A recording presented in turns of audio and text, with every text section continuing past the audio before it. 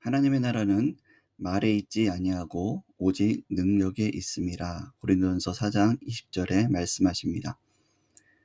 말이 많은 것이 하나님의 나라의 모습이 아니라 하나님 나라는 오직 능력, 하나님께서 기뻐하시는 열매가 맺혀 있는 곳에 하나님 나라가 이루어진다라고 하는 말씀입니다. 고린도서 4장 20절 말씀을 통해서 교회의 말과 하나님 나라의 능력은 무엇인지 살펴보도록 하겠습니다. 교회가 세상 속에서 힘이 없는 이유는 말은 많은데 능력이 없기 때문입니다. 즉, 교회 안에 하나님의 나라의 모습이 이루어지려면은 능력이 있어야 되는데 말만 많다는 것입니다.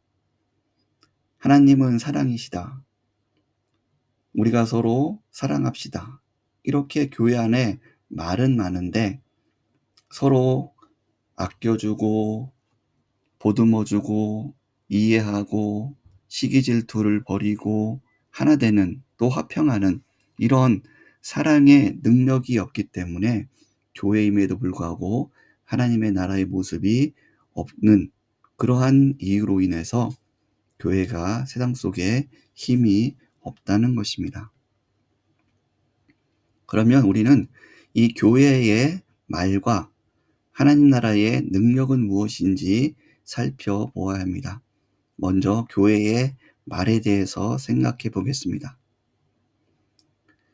교회의 말인데 하나님 나라의 능력으로 오해하는 것들이 있습니다. 우리가 이것을 잘 이해해야 합니다. 첫 번째로 기적이나 초자연적 현상, 이것을 우리는 하나님의 능력으로 오해하는 경향이 있습니다. 병고침, 방언, 예언, 표적 등이 나타나면 하나님의 능력이고, 이런 현상이 없으면 능력이 없다고 판단하는 경우가 많습니다. 그러나 성경은 기적 자체보다 복음이 죄인을 변화시키는 능력을 더 강조합니다. 이러한 현상의 문제점은 현상 중심 신학, 은사 중심 신앙으로 빠지기 쉽고 삶의 열매가 없이 기적만 추구하는 모습이 됩니다. 두 번째로 사람의 말투, 카리스마, 화술의 능력입니다. 바울이 고린도 교인에게 지적한 핵심 오해입니다.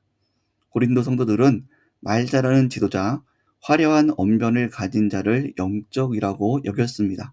설교를 잘한다라는 것을 능력 있다고 착각하는 것입니다.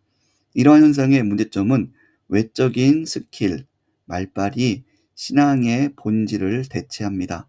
삶의 순종과 인격의 열매가 가려지게 됩니다. 세 번째로 성공, 교회 성장이 능력이라고 생각합니다. 교회가 성장하면 능력 있는 목회자, 물질이 많아지고 삶이 편해지면 하나님의 능력이 나타났다고 생각하는 경향이 있습니다. 이러한 현상의 문제점은 성경은 하나님의 능력을 외적 성공보다 십자가의 능력으로 설명하고 있다는 것입니다. 네 번째로는 감정적 뜨거움, 흥분에 대한 오해입니다. 집회에서 울고 떨고 열광하는 걸 능력으로 해석하는 경우가 있습니다. 물론 은혜는 감정을 움직이지만 그것이 곧 능력은 아닙니다.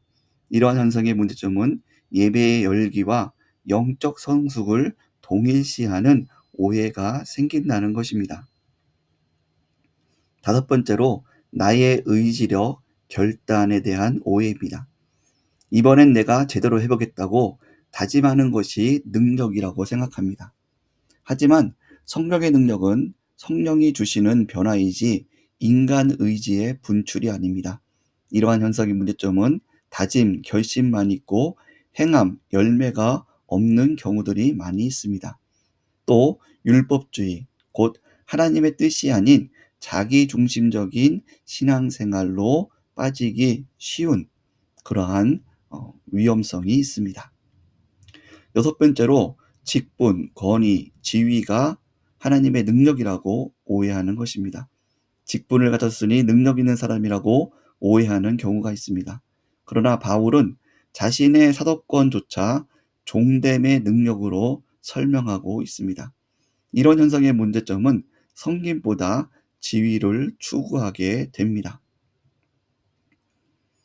자, 이러한 교회의 말이 하나님의 능력으로 오해하는 것 때문에 한국 교회에 어려움이 많이 있는 것을 봅니다. 그러면은 성경에서 말하는 이 하나님 나라의 능력은 무엇입니까? 진정한 하나님 나라의 능력은 성령의 열매를 맺는 능력입니다.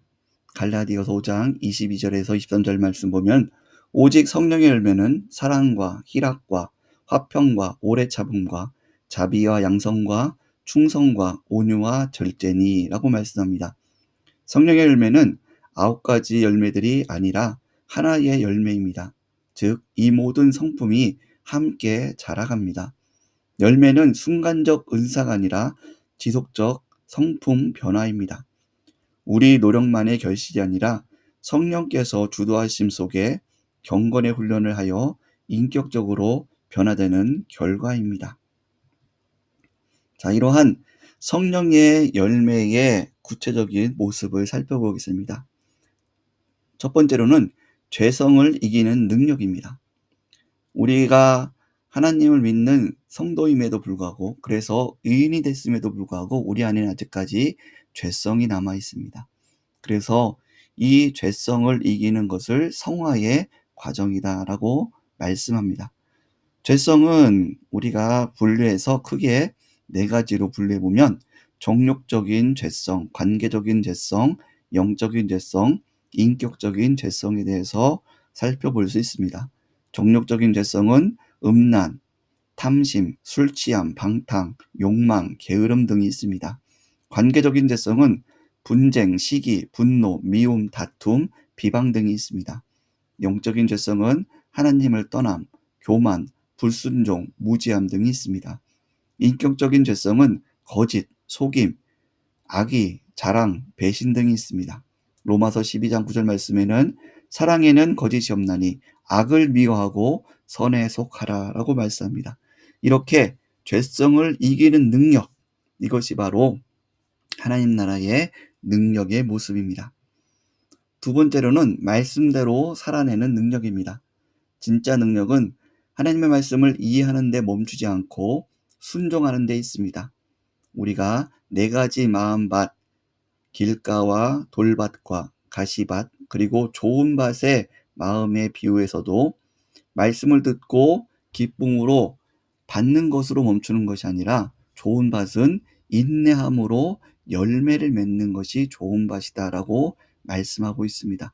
즉, 말씀대로 살아가는 순종이 있는 능력, 이것이 바로 하나님께서 원하시는 하나님 나라의 능력이다라고 말씀합니다. 그래서 악한 말을 삼키는 힘, 억울해도 바르게 행하는 힘, 자원함과 즐거움으로 예배 헌금을 드리는 힘, 용서할 수 없던 사람을 용서하게 되는 힘, 갈등을 피해 도망가는 것이 아니라 화해하는 힘, 정직하게 사는 힘, 섬기고 희생하는 능력 등이 말씀대로 살아가는 능력입니다. 세 번째로는 관계를 회복하는 능력입니다. 바울이 말한 능력은 자신을 높이고 지배하는 힘이 아니라 관계를 세우는 능력입니다. 가정에서 분노, 무관심 대신 사랑으로 반응하는 힘, 배우자를 배려하는 힘, 자녀의 마음을 이해하고 온유하게 말하는 힘, 교회에서 시기 질투를 버리고 섬기고 서로 세워주는 힘, 직장에서 정직하고 관용하며 사는 힘, 이러한 관계를 회복시키는 능력이 하나님 나라의 능력입니다. 네 번째로는 고난 앞에서도 믿음을 지키는 능력입니다. 능력은 기적을 일으키는 기술이 아니라 환난 속에서도 흔들리지 않는 믿음의 견고함입니다. 병이 와도 믿음을 놓지 않는 힘, 사업이 어려워도 하나님을 원망하지 않는 힘, 인생의 폭풍 속에서도 기도하는 힘, 눈앞의 이익 또는 손해보다 하나님의 약속을 붙드는 힘, 이러한 힘이 바로 하나님 나라의 능력입니다. 다섯 번째로는 자신을 낮추는 능력입니다. 겸손은 능력이 없는 사람이 하는 것이 아닙니다. 겸손이야말로 성도가 가질 수 있는 최고의 능력입니다. 내 주장을 내려놓는 능력, 상대방 말을 경청하는 능력, 책임을 회피하지 않는 능력, 성공해도 교만해지지 않는 능력, 실패해도 낙심하지 않는 능력 등 자신을 낮추는 능력이 하나님 나라의 능력입니다. 이처럼 하나님 나라는 말에 있지 않고 오직 능력에 있음이라라고 말씀하고 있습니다. 우리가 이러한 말만이 아니라 하나님 나라를 교회 안에 온전히 이루어서 이러한 능력으로 이 세상의 빛과 소금의 사명을 감당하는 성도님들 또한 교회 되시기를 주의 이름으로 축복합니다.